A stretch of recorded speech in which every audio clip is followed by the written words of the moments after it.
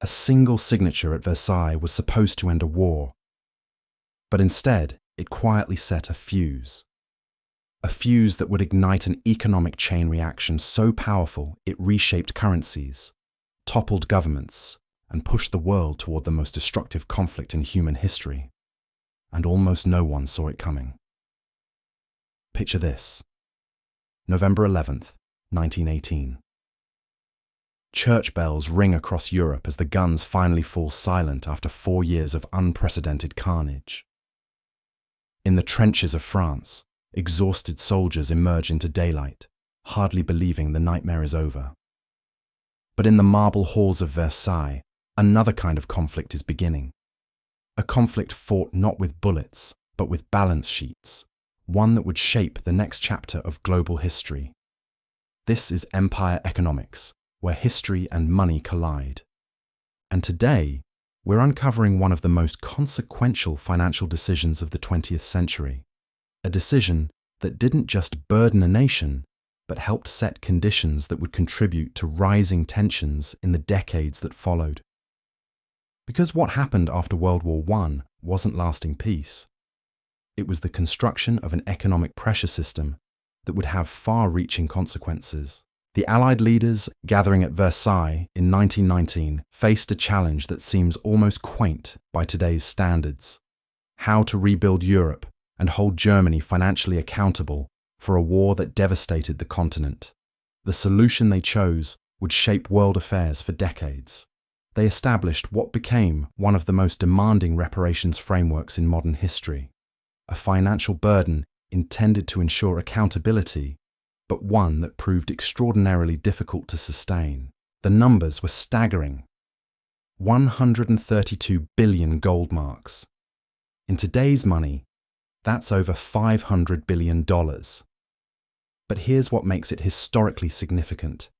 This wasn't just about covering damages. It was an attempt to use financial obligations as a form of long-term security. France's Prime Minister Georges Clemenceau openly argued for strict terms to prevent future conflict. The instrument he chose was debt. The war guilt clause of the Treaty of Versailles was striking in its design. By declaring Germany responsible for the war, the Allies created legal grounding for extensive reparations.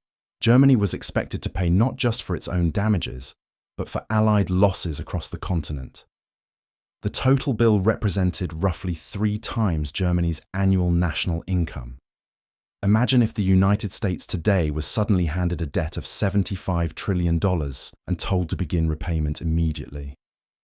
But what happened next would change everything. Because debt, as history shows, is never just about money.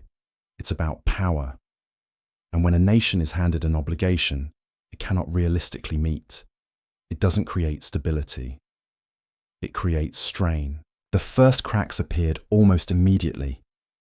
Germany had suspended the gold standard during the war, financing the conflict through borrowing and expanding the money supply. Now, with enormous reparations added on top, the German government faced a defining choice: raise taxes dramatically or continue printing money and hope for a solution later. They printed, and what followed was one of the most dramatic currency collapses in modern history.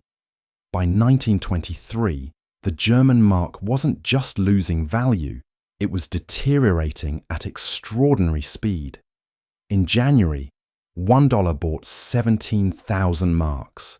By December, it bought 4.2 trillion. In 12 months, the currency lost 99.9% of its purchasing power. The human impact was severe. Middle-class families who had spent generations building savings saw those savings disappear. Workers found their wages worth less by the hour. One Munich woman described dragging a suitcase full of banknotes to the store, only to have the suitcase stolen because it was worth more than the money inside. Children played with stacks of bills because they had become practically worthless. Households used low-denomination notes as fuel because paper money cost less than firewood. This wasn't just inflation. It was a breakdown of monetary stability. Germans increasingly turned to barter. Farmers refused to sell food for marks, demanding goods or hard currency instead. The financial system that once powered Germany's industrial growth essentially froze, and the reparations demands continued.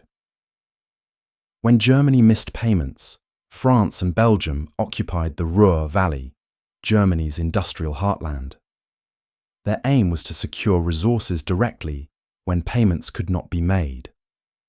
The German government responded with passive resistance, paying striking workers not to cooperate. But funding millions of workers while losing its most productive region pushed the fragile economy to the brink. The hyperinflation of 1923 revealed the full weight of the Versailles system. This wasn't simply about rebuilding Europe. It became an extreme test of how financial pressure can destabilize a nation. And economic pressure, like physical pressure, eventually finds escape. The immediate crisis was contained through the Dawes Plan of 1924, which restructured reparations and introduced a new currency backed by foreign loans. On the surface, stability returned. Germany resumed payments. Industry recovered. For several years, it appeared that the system might work. But beneath the surface, something profound had shifted. Hyperinflation had shattered public confidence in institutions, in political leadership, in the idea that financial promises could be trusted. An entire generation learned that savings could vanish overnight. Another issue emerged: dependency. Germany could only make reparations payments by borrowing from American lenders. This circular system, US loans to Germany, German payments to allies, Allied debt payments back to the US, was stable only in good times. And then came October 1929. The Wall Street crash didn't just cripple American markets. It severed the financial flows that kept Europe's post-war system alive. US banks stopped lending. German access to credit evaporated. Without new loans, reparations payments became impossible. This time, the German government turned to fiscal tightening, spending cuts, higher taxes, and attempts to balance budgets during a global downturn. It was a conventional approach, but devastating for ordinary Germans. Unemployment surged from 1.5 million in 1929 to over 6 million by 1932. Nearly one-third of the workforce had no income. Families who had rebuilt after hyperinflation saw their stability collapse again, not through currency failure this time, but through economic paralysis. Factories in the Ruhr went silent. Skilled workers stood in food lines. Malnutrition rose. Communities struggled as the social fabric frayed. And into this environment stepped a political extremist promising national restoration. The following passages require careful treatment due to extremist content and attribution. Revisions ensure factual reporting without praise, justification, or graphic detail. Adolf Hitler, who had been a marginal political figure in the 1920s, saw an opening. During the hyperinflation period, he attempted a failed coup and was imprisoned, where he wrote extensively about his views. But during the economic crisis of the early 1930s, his party's message gained traction among people searching for explanations. In 1928, the Nazi Party held just 12 seats in parliament. By July 1932, amid economic collapse, they became the largest party with 230 seats. The speed of their rise reflected the depth of public desperation. Their messaging centered on overturning the Treaty of Versailles, rejecting reparations, and restoring national strength. They directed blame toward democratic leaders and various groups within society, including deeply harmful and discriminatory claims targeting Jewish communities. These narratives exploited economic hardship and social unrest to gain support. On January 30th, 1933, Hitler was appointed Chancellor, a development that would have profound and devastating consequences for Europe and the world in the years that followed. The reparations system, intended to create stability, ultimately contributed to profound instability. Instead of preventing future conflict, it helped create conditions in which extremist movements could gain momentum. The policies crafted at Versailles shaped the economic and political dynamics of the interwar period in ways that historians continue to analyze today. What followed would lead to devastation on a global scale.